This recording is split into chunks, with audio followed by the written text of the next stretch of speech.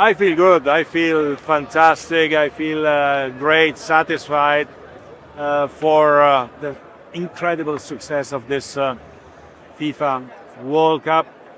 And Argentina coach Roberto Ayala also appeared to try and punch Dani Olmo in the face. So Argentina are being investigated for that behaviour after the final whistle.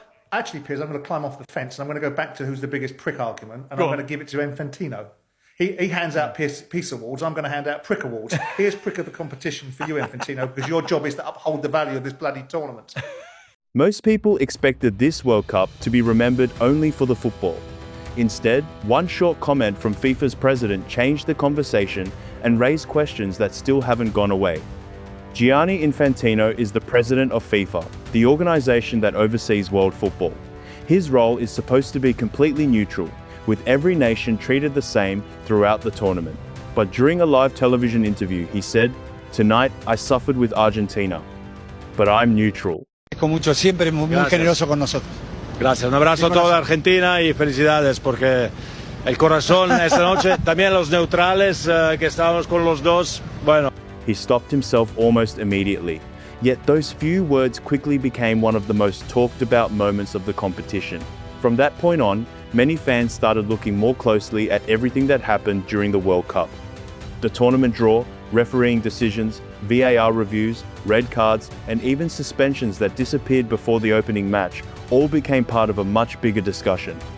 Some people believe these events are connected, while others see them as ordinary decisions. In this video, we're breaking down every major moment that added to the debate. The story actually begins before the tournament kicked off. Chill, relax, we work on everything, we try to solve everything. In the months leading up to June 2026, Argentina captain Nicolas Otamendi had collected enough yellow cards during qualifying to receive a suspension for the opening World Cup matches. Ecuador's Moises Caicedo was in the same position. Weeks before the tournament, FIFA removed both suspensions without a major public announcement or press conference. To be fair, FIFA has used this authority before. The organization can cancel qualifying suspensions if it decides they should not carry over into the World Cup because of how the competition cycles are structured. On its own, that decision can be explained as standard procedure. Even so, it became one of the first details that critics pointed to when questions about the tournament started gaining attention. Do you have to accept that you've lost some control of your own tournament here? And when I say to chill, I don't mean to chill and do nothing. I mean to trust us, that we are working behind the scenes, we are trying to understand, and there are things we can know, things we cannot know, things we are told, things we are not told. And we always try to make the situation as positive as possible and to find solutions. Next came the group stage draw, and that's where even more questions started appearing. Argentina, the defending champions, were placed in Group J alongside Jordan, Austria, and Algeria. Jordan entered the tournament ranked 87th in the FIFA standings. Algeria sat 36th, and Austria was 25th. None of Argentina's group opponents were inside FIFA's top 20 rankings. Other groups looked far more competitive. Brazil headed Group C with Morocco, Haiti, and Scotland, while England's Group L included Croatia, Ghana, and Panama. To many observers, Argentina appeared to receive one of the more favorable paths in the opening stage of the tournament. It's important to remember that World Cup draws are designed to follow established procedures, and favorable groups can happen by chance. Who was the biggest prick of the tournament? It's a strong word, prick. Well, come on, we all use it. Come on, we all know what we mean by that. I know who mine is. It was the Argentinian. What's his name? Paredes, the guy that started the fight last night. Absolute little rat. Yeah. So he's getting my prick of the tournament. Even so, some fans pointed out that FIFA President Gianni Infantino oversaw the draw, leading to more speculation online. On its own, that doesn't prove anything, but it became another moment that people added to the growing conversation. Then came an incident that attracted worldwide attention. On July 2, during the United States match against Bosnia, striker Folarin Balogun received a red card for a dangerous tackle in the second half. Under FIFA's disciplinary rules, A straight red card typically results in an automatic one-match suspension unless a disciplinary review changes the outcome. FIFA later overturned Balogun's suspension, allowing him to play against Belgium. The decision immediately drew attention because reversals of automatic red card suspensions at the World Cup are uncommon and usually follow a formal disciplinary review. And FIFA is set to investigate the behaviour of Argentina after the final whistle at the World Cup final. Leandro Paredes was shown a red card for violent conduct after he grabbed and pushed Spanish players, including Eric Garcia and Gavi. Nahuel Molina attempted to knock over Rodri as the Manchester City midfielder celebrated winning the World Cup. And Argentina coach Roberto Ayala also appeared to try and punch Dani Olmo in the face. So Argentina are being investigated for that behaviour after the final whistle. Reports linking the outcome to political influence sparked even more debate, although no public evidence has confirmed that a phone call determined FIFA's final decision. Belgium went on to defeat the United States 4-1, but for many people, the biggest story was the controversy surrounding the disciplinary process. Critics argued that if outside influence could affect major tournament decisions, it would raise serious questions about confidence in the competition. Supporters of FIFA, on the other hand, maintained that disciplinary cases can be reviewed under existing regulations and should not automatically be viewed as evidence of improper conduct. The controversy continued to grow beyond the pitch. 72 members of the European Parliament signed a letter calling for an investigation into Gianni Infantino. The human rights organization Fair Square also submitted an ethics complaint to FIFA's Ethics Committee in December 2025, and critics later noted that no public update had been issued for several months. Fair Square also filed a complaint with the International Olympic Committee, where Infantino serves as a member, arguing that the matter should be reviewed under the IOC's neutrality standards. Public figures including Jurgen Klopp, Gary Lineker, and Jeff Stelling also publicly called for Infantino to step down. One detail stands out more than almost anything else in this story. Even Sepp Blatter, the former FIFA president who left office under the shadow of corruption investigations and was later banned from football-related activities, publicly criticized Gianni Infantino's leadership. He said, "What is happening is wrong." That comment immediately grabbed attention because it came from the very man Infantino had replaced after promising to rebuild trust in FIFA.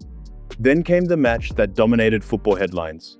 On July 7 in Atlanta, Argentina faced Egypt in the round of 16.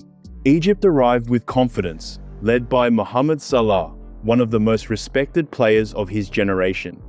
For most of the match, Egypt looked organized, disciplined, and in control, frustrating the defending champions at every opportunity. In the 58th minute, Mostafa Ziko found the back of the net and appeared to give Egypt the lead. Moments later, VAR reviewed the play and ruled the goal out, deciding that Marwan Atiyah had stepped on Lisandro Martinez's foot during the build-up. The contact became the focus of immediate debate, with many supporters arguing it was too minor to cancel such an important goal. Not fair. The world not fair. While others believed the officials had simply applied the laws of the game as they interpreted them. Egypt refused to let the setback stop them and eventually scored again, taking a 2-0 lead with only 11 minutes remaining. From that point, the match turned into one of the tournament's most controversial contests. Before Argentina's goal in the 79th minute, Egypt's Hamdi Fathi went to ground after a challenge, and the Egyptian players appealed for a foul. The referee allowed play to continue, and Argentina quickly launched an attack that ended with a goal. The drama didn't end there. Deep into stoppage time, just before Argentina scored the winner in the 92nd minute, Mohamed Salah went down under a challenge from Julian Alvarez inside the attacking move. Egypt appealed for a penalty, but the referee again allowed play to continue.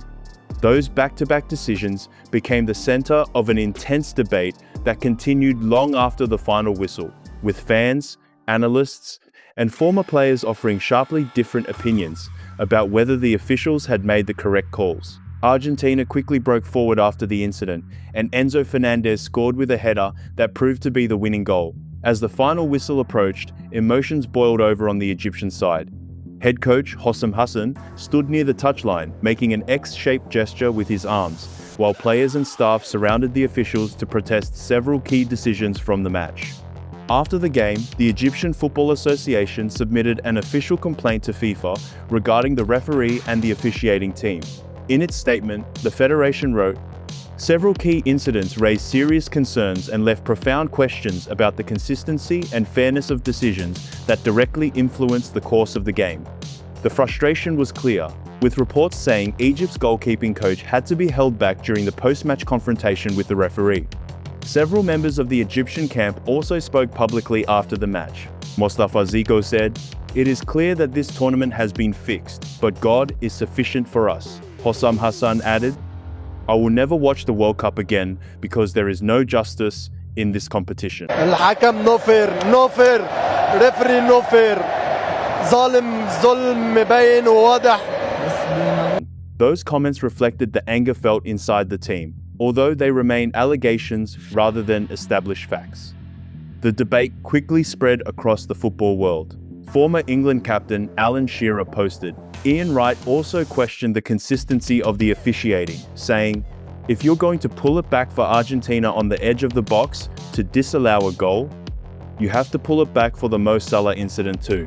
Former England goalkeeper Rob Green added his own criticism of the VAR review, asking, "Surely this is not within VAR's realm to review this?" As the controversy continued, the discussion reached far beyond the teams directly involved. Former players, coaches, and analysts from different countries began questioning several key decisions, turning the tournament into one of the most debated World Cups in recent memory. The criticism was not limited to Egypt's players or supporters. A number of well-known football personalities also raised concerns about the consistency of the officiating. In response, FIFA's head of refereeing, Pierluigi Collina, addressed the debate in an interview published on FIFA's official website. He stated, "Nobody can claim that FIFA refereeing can be influenced by anyone, not even by the FIFA president." Because the response appeared on FIFA's own platform, some critics argued that it did little to settle the growing debate, while others viewed it as the organization's official position on the matter. Opinions remained sharply divided, and the conversation only grew louder as the tournament progressed. For the incredible success of this FIFA World Cup. Very proud, of course, of everything that has happened. Spain has been fantastic. They deserve to win the World Cup. Argentina has been great as well. Looking at Argentina's path to the semi-finals, some fans pointed to a series of moments they believed deserved closer attention. Argentina advanced from a group featuring Jordan, Austria, and Algeria before facing World Cup debutants Cape Verde in the round of 32. That match went to extra time, with Argentina narrowly winning 3-2 after a difficult contest. In the round of 16, they met Egypt in a dramatic match that saw Argentina recover after Egypt erased a 2-goal deficit late in the game. The winning goal arrived in stoppage time, and the refereeing decisions from that match later became the subject of an official complaint from the Egyptian Football Association. Argentina's quarterfinal opponent was Switzerland, ranked 14th in the FIFA standings. Many supporters compared that run with the much tougher roads taken by other title contenders. Brazil had already been knocked out by Norway. Germany exited earlier than expected. Portugal was eliminated, and England reached the semi-finals only after defeating Mexico at the Azteca, a result widely viewed as one of the tournament's biggest challenges. Because of that contrast, some fans argued that Argentina's route to the Final Four appeared more favourable than those of several other leading teams. Ahead of the quarterfinal, FIFA appointed Portuguese referee João Pinheiro to take charge. His selection immediately attracted attention because he had previously been involved in a disputed handball decision during the Bayern Munich vs PSG Champions League semi-final. Following that match, Bayern's Konrad Laimer described the call as really strange, adding to the scrutiny surrounding Pinheiro's appointment. The debate continued before Argentina's semi-final against England, when FIFA named Ismail Elfath as the referee. Statistics quickly circulated, showing that Lionel Messi had never lost a match officiated by Elfath, including games in MLS and the 2022 World Cup final. After Argentina's 2-1 victory over England, that record reportedly stood at 6 matches, 6 wins, no draws, and no defeats. For some observers, that statistic raised another question. With so much public attention already focused on Argentina and the tournament's officiating, why appoint a referee whose record with Messi was already being widely discussed? That question has fueled plenty of speculation, but it is important to separate statistics from evidence. A favorable record between a referee and a player does not, by itself, demonstrate bias or misconduct, and there is no established proof that individual referees deliberately influence matches in Argentina's favor. Referees make mistakes. VAR reviews can also be controversial. That's part of football, and no tournament is completely free from disputed decisions. The bigger question raised by critics is whether the collection of incidents involving Argentina, combined with comments and actions from FIFA's leadership, created a perception problem that became increasingly difficult to ignore. To understand why the debate grew so intense, many people point beyond the matches themselves and look at Gianni Infantino's public relationships with world leaders over the past decade. A 2023 investigation reported that his public appearances included significantly more meetings with leaders described as authoritarian than with leaders of democratic governments. Infantino also defended Qatar's hosting of the 2022 World Cup, despite widespread criticism over migrant worker conditions. Human rights organizations have reported thousands of migrant worker deaths in Qatar over multiple years, although the exact number directly linked to World Cup construction remains disputed. The scrutiny continued in 2025 when FIFA opened an office in Trump Tower. Around the same period, Infantino presented the newly introduced FIFA Club World Cup, Golden Order of Merit, and other honors to prominent political figures, actions that drew mixed reactions from football fans and commentators. Separately, the US Department of Justice narrowed aspects of its long-running FIFA investigations over time, a development that also became part of the wider public debate. Supporters of these decisions argue they reflect diplomacy and football's global reach. Critics see them differently, pointing to a series of events they believe deserve closer examination. The discussion intensified further after Infantino's televised remark, "I suffered with Argentina, but I'm neutral," which many viewed as an unfortunate choice of words. None of these individual events, on their own, prove wrongdoing. However, critics argue that taken together, they create a pattern that warrants scrutiny, while others maintain they are unrelated incidents being connected after the fact. As one football analyst summarized the debate, "You can always find one controversial decision at a tournament, but when the controversial decisions keep going in the same direction, that stops being coincidence and starts being a pattern." Gianni Infantino became FIFA president in 2016 with a promise to restore trust after the corruption scandals that damaged the organization's reputation. Nearly a decade later, critics argue that many of those reform efforts have lost momentum. Changes to FIFA's ethics structure, continued public criticism of its governance, and ongoing controversy surrounding major decisions have led many people to question whether enough transparency still exists. So, was this World Cup fixed? The truthful answer is that there is no public evidence proving that it was. Making that claim as a fact would go beyond what the available evidence supports. At the same time, the events surrounding this tournament have generated enough controversy that many fans, journalists, former players, and public officials have continued asking for clearer explanations from FIFA. Supporters of FIFA maintain that each decision can be explained under existing rules and procedures. Critics point to a series of incidents that, taken together, deserve closer scrutiny. They reference Infantino's televised comment, "I suffered with Argentina, but I'm neutral." They point to Argentina's group stage draw, the disciplinary decisions made before the tournament, the Egyptian Football Association's official complaint about refereeing, and the public criticism voiced by respected football figures including Alan Shearer, Ian Wright, and Gary Lineker. They also point to the overturned suspension involving Fowler and Balogun, although claims that political pressure directly caused that decision have not been publicly substantiated. Others have questioned the appointment of referee Ismail Elfath for Argentina's semi-final because of his previous record in matches involving Lionel Messi. None of these points, individually, establish corruption. Together, however, they have fueled a debate that FIFA continues to face, with critics arguing that greater transparency is needed to restore confidence in the tournament. Klopp raised questions, Lineker raised questions, even former FIFA president Sepp Blatter has publicly criticized aspects of FIFA's current leadership. At the same time, Gianni Infantino has continued making headlines through his relationships with political leaders. Whether you see these events as harmless, symbolic, or deeply concerning, they've become part of a much larger debate about the credibility of football's biggest tournament. One thing is clear, the controversy has shifted attention away from the players and onto the people running the sport. The football should always be the main story, yet many fans have spent this World Cup talking about referees, disciplinary decisions, and FIFA itself instead of the action on the pitch. Now it's your turn. What do you think after hearing everything we've covered? Do you believe these moments are simply a series of coincidences? Or do they point to bigger issues that deserve more transparency from FIFA? Share your thoughts in the comments, because this is one of those topics where every perspective adds to the discussion, and I read as many comments as I can.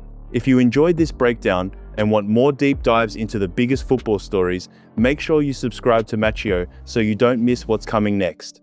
We cover the headlines, the controversies, the history, and the moments everyone is talking about all in one place. If you found this video interesting, leave a like, share it with another football fan, and help more people join the conversation.